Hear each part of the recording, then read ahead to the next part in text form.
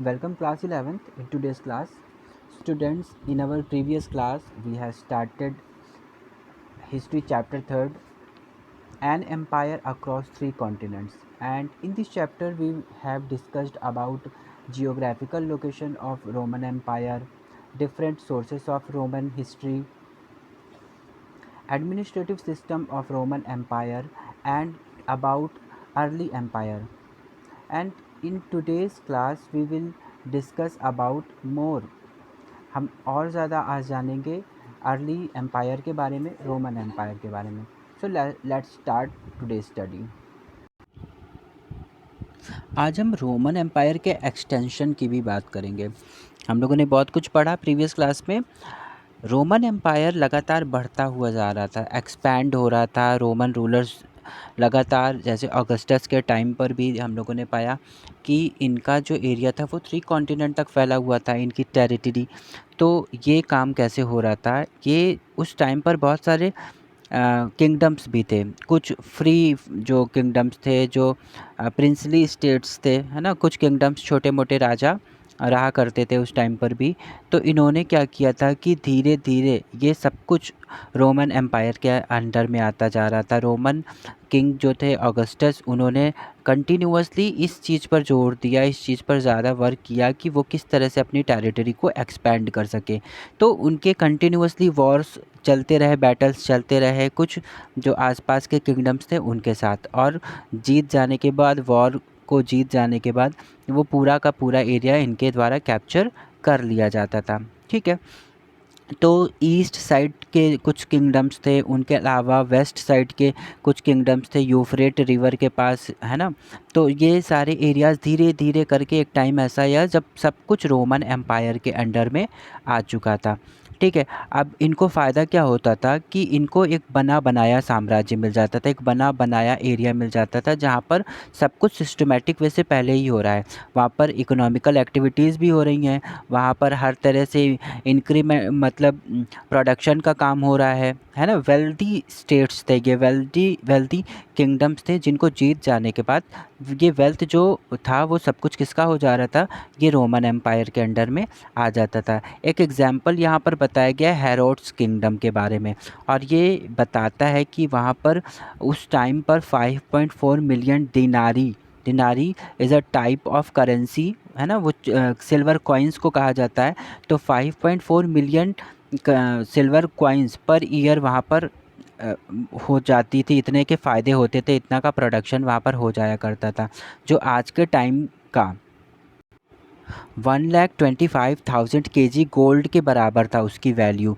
मतलब इतना prosperous kingdom जो इन्होंने जीत लिया, है ना. तो ये कह सकते हैं कि इतना वेल्दी स्टेट, इतना वेल्दी किंगडम, इतना वेल्दी टेरिटरी जीत जाने के बाद रोमन एम्पायर तो और ज़्यादा फ्लॉरिश करेगा.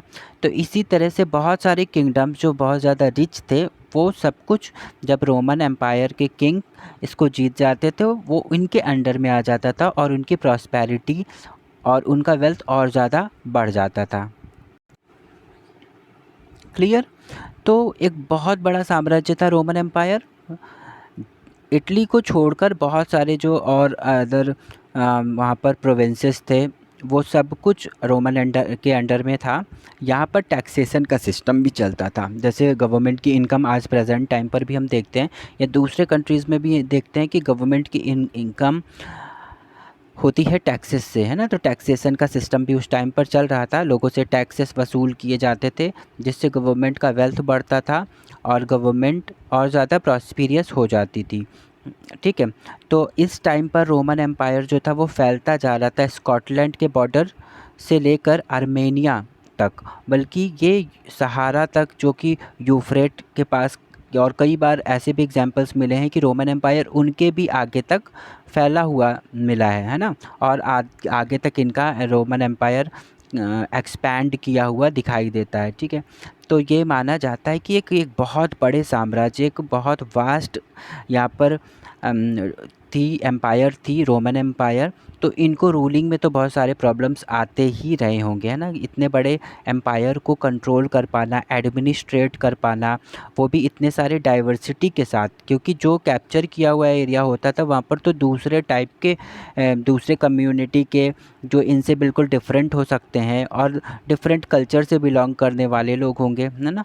तो इसका मतलब है कि जितना ज़्यादा एक्सपेंशन हो रहा था, जितना ज़्यादा एक्सपैंड हो रही थी इनकी टेरिटरी, उतनी ही ज़्यादा डाइवर्सिटी भी बढ़ती जा रही थी, है ना।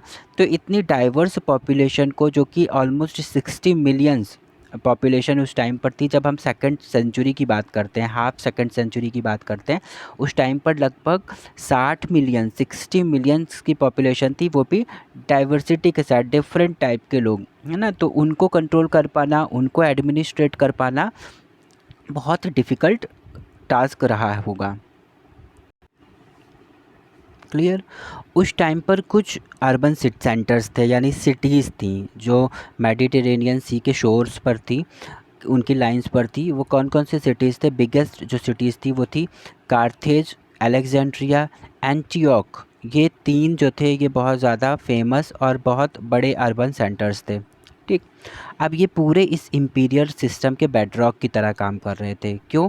क्योंकि मैक्सिमम जो टैक्सेस आ रहे थे, जो गवर्नमेंट को इनकम मिल रही थी, किंग को इनकम मिल रही थी, वो इन्हीं जगहों से ज़्यादातर मिलकर आ रही थी। ठीक है, ये वेल्दी लोगों के रहने की जगह थी, है ना। यहीं पर बड़े बड़े मैन्युफैक्चरर्स रहते थे, ट्रेडर्स रहते थे, बिजनेसमैन्स, है ना। तो वो सभी इन्हीं अर्बन सेंटर्स में रहते थे। ठीक। तो इनसे एक बहुत बड़े अमाउंट में टैक्सेस जाते थे किंग के पास, जो जिससे एडमिनिस्ट्रेशन वर्क का करने में गवर्नमेंट को बहुत हेल्प मिलती थी, और उनकी इनकम का भी बहुत अच्छा सोर्स इन्हीं सेंटर्स से आ जाता था। ठीक है। बाद में कुछ ऐसे एग्जाम्पल्स भी मिले हैं जहाँ पर ये प्रूव होता है कि किंग ने इन सेंटर्स को, इन अर्बन सेंटर्स को, जो ग्रेट अर्बन सेंटर्स थे, उनको फ्री छोड़ दिया था, है ना। और ये भी कहा गया है कि वो खुद रूलिंग करेंगे, यानी उन अर्बन सेंटर्स के जो रिचर मेंबर होंगे, है ना, जो सबसे ज़्यादा वेल्दियर मेंबर्स होंगे, वो उस पूरे सिटी को खुद रूल करेंगे। ठीक। और उस रूलिंग अथॉरिटी, जो कि किंग ने रूलिंग अथॉरिटी दे दी इन रिचर मेंबर्स को, उसके बदले में वो क्या देंगे? उसके बदले में वो किंग को टैक्सेस देंगे। ठीक। तो जैसे हम मान सकते हैं कि आज के टाइम की तरह सेंट्रल गवर्नमेंट स्टेट गवर्नमेंट होती है ना। स्टेट गवर्नमेंट में अलग एक हमारी गवर्नमेंट होगी स्टेट लेवल पर, जो कि वर्क करती है, स्टेट को रूल करती है, और टैक्सेस जो भी जाते हैं वो सेंट्रल गवर्नमेंट को भी जाते हैं कुछ टाइप के। तो उसी तरह से इस जगह पर भी किया जा रहा था कि रूलिंग अथॉरिटीज़ भी दे दी जाती थी इन वेल्थियर लोगों को, और कहा जाता था कि वो जिस भी तरीके से रूल कर सकते हैं, जिस भी तरीके से इनकम बढ़ा सकते हैं, सिटीजन्स के साथ वो जो भी रूल्स और लॉज बनाना चाहते हैं, वो करने के साथ साथ एक फ़िक्स अमाउंट में टैक्सेस किंग को दे देंगे। ठीक। तो इस तरीके से इतना बड़ा, इतना लार्ज जो एडमिनिस्ट्रेशन था, इतनी बढ़िया जो एम्पायर था, वो रूल किया जा रहा था उस टाइम पर। तो इन जो अर्बन सेंटर्स थे, वहाँ पर जो एडमिनिस्ट्रेशन हो रहा था, वहाँ पर सीनेट जैसी कोई चीज़ नहीं थी। जैसे हम लोगों ने पढ़ा कि किंग, सीनेट और हमारे आर्मी मिलके ओवरऑल रूलिंग करते थे, है ना, मिलके काम करते थे। लेकिन ये जो अर्बन सेंटर्स थे, जहाँ पर किंग ने उनको अथॉरिटी दे दी है रूलिंग की, उन जगहों पर केवल किंग के मतलब लीडरशिप के साथ उस जगह के रिचर मेंबर, या हम कहते हैं कि उस जगह की जो गवर्नमेंट थी, जो किंग था, रूलर था, वो रूल करता था विद आर्मी, है ना, आर्मीज़ के साथ। तो वहाँ पर सीनेटर्स की कोई वैल्यू नहीं थी। सीनेटर क्लासेस यानी सीनेट के जो मेंबर्स होते थे, उनकी कुछ भी वैल्यू नहीं थी। ठीक है। और वहाँ पर इन लोगों को रखा भी नहीं गया था। ठीक। ऐसे बहुत से एग्जांपल्स मिले हैं जहाँ पर सिटीज़ में, विलेजेस में उनके खुद का एडमिनिस्ट्रेटिव सिस्टम तो था ही, उनके अलावा वहाँ पर उनके खुद के मैजिस्ट्रेट होते थे, उनकी जो जुडिशरी सिस्टम होता था वो उनका खुद का अपना होता था, तो मतलब किंग के साथ नहीं होता था। तो कुल मिला के हम कह सकते हैं कि ये ऐसे सेंटर्स थे जहाँ पर फ्री था, मतलब जो गवर्नमेंट के यानी किंग के रूलिंग पावर से बिल्कुल फ्री था। ये अपने तरीके से अपने उस स्टेट को, अपने उस प्रोविंस को रूल कर रहे थे। इन सब के अलावा हमारे पास रोमन एम्पायर से रिलेटेड एक बहुत बड़ा पब्लिक बात भी मिला है, ग्रेट बात, जो कि रोमन अर्बन लाइफ को बहुत अच्छे से रिप्रेजेंट करता है। ठीक है, ये क्या था, ये ऐसी जगह थी जहाँ पर पब्लिकली बातें की जाती थी। लोग आते थे अर्बन सेंटर्स पर, अर्बन पॉपुलेशन जो थी वो सभी यहाँ पर आते थे, एंटरटेनमेंट के लिए भी आते थे, और मतलब एक साथ बाथिंग करी जाती थी। कुछ ऐसा होता था वो जो पब्लिक बात बनाया गया है रोमन एम्पायर के अंदर में, और ये हर सेंटर पर, हर सिटी के अंदर, हर अर्बन सेंटर में पाया जाता है गया है। एक कैलेंडर मिला हुआ है जिससे हमें बहुत अच्छे से पता चलता है कि डिफरेंट टाइप के ओकेज़न्स पर, लाइक फेस्टिवल पर लोग इकट्ठा होते थे और सब साथ में वो नहाते थे। तो ये उस कैलेंडर से ये भी मालूम हुआ है कि about 176 days in a year, एक साल में लगभग 176 डेज़ इस तरह से कुछ बाथिंग का कुछ प्रोग्राम किया जाता था, कोई ओकेज़न इस तरह से होता था जिसमें पूरे साल में 176 डेज़ लोग आते थे और यहाँ पर नहाते थे। Clear. Next topic is the third century crisis. Third century में थोड़े से क्राइसिस आए रोमन एम्पायर में। कैसे? जो फर्स्ट और सेकंड सेंचुरी थी रोमन एम्पायर की, वो बहुत ही पीसफुली जा रही थी, बहुत अच्छे से सिस्टमेटिक वे से बस वो गुजर रहा था, बहुत अच्छे से प्रॉस्पेरिटी भी उस टाइम पर, इकोनॉमिक एक्सपेंशन भी बहुत अच्छे से हो रहा था, ग्रोथ हो रहा था, सब कुछ सही था। ठीक है। थर्ड सेंचुरी आते आते लगभग 230s के टाइम पर एम्पायर ने पाया, इस पूरे साम्राज्य ने पाया कि कहीं ना कहीं उनकी लगातार फाइटिंग चल रही है, कुछ ना कुछ इस तरह से आउटसाइडर्स के साथ, दूसरे टेरिटरीज़ के साथ, दूसरी जगह के किंग्स के साथ, एम्परर्स के साथ उनकी लगातार कुछ ना कुछ लड़ाइयाँ होती जा रही हैं, कुछ ना कुछ कॉन्फ्लिक्ट क्रिएट हो रहा है। उस टाइम पर ईरान भी इमर्ज हो चुका था, है ना, और ईरान के साथ भी इनकी फ़ाइट शुरू हो चुकी थी। ईरान भी चाहता था अपनी टेरिटरीज़ को बढ़ाना, और साथ में रोमन एम्पायर, रोमन किंग भी चाहते थे कि वो अपनी जगह को तो सुरक्षित रख सके, प्रोटेक्ट कर सके, है ना।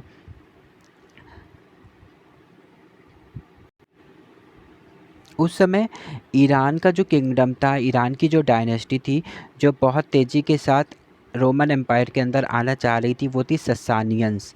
ठीक है, ससानियंस ने लगभग 15 साल तक लगे उनको इस एरिया को कैप्चर करने के लिए, संघर्ष करते हुए, स्ट्रगल करते हुए, धीरे धीरे करके इन लोगों ने क्या किया, ससानियंस ने जो ईरान से रिलेट कर रहे थे, इन्होंने यूफ्रेट रिवर के पास का एरिया पहले कब्जा करना शुरू किया, जीतना शुरू किया।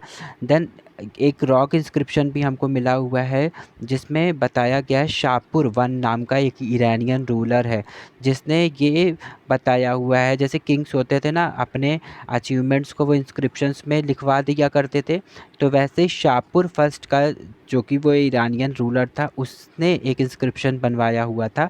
उसको पढ़ के पता चलता है कि उसमें उसमें उसने ये डिस्क्रिप्शन किया हुआ है कि उसने रोमन आर्मी के लगभग 60,000 लोगों को मार दिया है, और वहाँ का ईस्टर्न कैपिटल जो था वो एंटियोक था, उसको भी इसने कैप्चर कर लिया, है ना। तो उसके इस इंस्क्रिप्शन से हमें मालूम चल रहा है कि किस तरीके से ईरानियंस जो थे वो रोमन एम्पायर के अंदर धीरे धीरे फैलते हुए जा रहे थे। ठीक। इनके अलावा कुछ दूसरे ट्राइबल कम्युनिटीज़ भी थी, जैसे उनमें से अगर हम मोस्ट नोटेबल की बात करते हैं तो अलामानी, द फ्रैंक्स एंड गोथ्स, इनका भी जो मतलब एक तरह से एक्सपेंसन हो रहा था, बढ़ते हुए ये आ रहे थे। किस चीज़ की तरफ बढ़ते हुए आ रहे थे? जो रिवर्स हमारी इम्पोर्टेंट रिवर्स हैं, रही हैं रोमन एम्पायर की, राइन एंड डैन्यूब, उसकी तरफ बढ़ते हुए आ रहे हैं। तो देखते हैं कि हम हर तरफ से किसी न किसी रूप में आउटसाइडर्स आ रहे हैं और रोमन एम्पायर को जीत लेना चाह रहे हैं। 233 से 280 तक का जो टाइम था वो रिपीटेड इन्वेंशन का टाइम था। उस टाइम पर लगातार आउटसाइडर्स का अटैक होता जा रहा था। ठीक है। ब्लैक सी से लेकर अल्प्स तक साउदर्न जर्मनी, हर एरिया अगर हम बात करते हैं रोमन एम्पायर के की, तो वो कहीं ना कहीं किसी न किसी रूप में किसी भी एक पावरफुल पर्सन, एक पावरफुल डायनेस्टी या कुछ ग्रुप ऑफ पीपल से घिरा हुआ ही था, जो रोमन एम्पायर के अंदर आना चाह रहे हैं और रोमन एम्पायर को कवर करना चाह रहे हैं, रोमन टेरिटरीज़ को जीतना चाह रहे हैं, क्योंकि बहुत ही प्रॉस्पिरियस टेरिटरीज़ रही हैं, है ना। तो वेल्थ को तो हर कोई जीतना चाह ही रहा था, ठीक है। तो ये प्रोसेस पूरा चल रहा है। और ये जो आउटसाइडर्स थे उनको रोमन्स कहते थे बारबेरियंस, है ना। जो भी जैसे जो हम कहते हैं कि कोई बाहरी जो आक्रमणकारी है ना, उनको हम रोमन एम्पायर क्या कहता था, रोमन लैंग्वेज में बारबेरियंस कहा जाता था, ठीक है। अब ये जो 3rd सेंचुरी थी उस टाइम पर ये इनकी जो हालात थे वो धीरे धीरे कमज़ोर होते हुए दिखाई दे रहे थे। उसके पीछे का रीज़न ये था कि ऑलमोस्ट 47 ईयर्स के अंदर रोम के अंदर, है ना, रोमन एम्पायर के अंदर 25 एम्परर्स चेंज होते गए। 47 ईयर्स के अंदर जल्दी जल्दी 25 किंग्स चेंज होते गए। तो हर किंग के पास बहुत कम टाइम मिला, है ना, रूल करने के लिए भी। और स्टेबिलिटी ना होने की वजह से भी माना जाता है कि रोमन एम्पायर को ये इतने सारी चीज़ें, इतने सारे प्रॉब्लम्स, आउटसाइडर्स के प्रॉब्लम्स को फेस करने पड़े।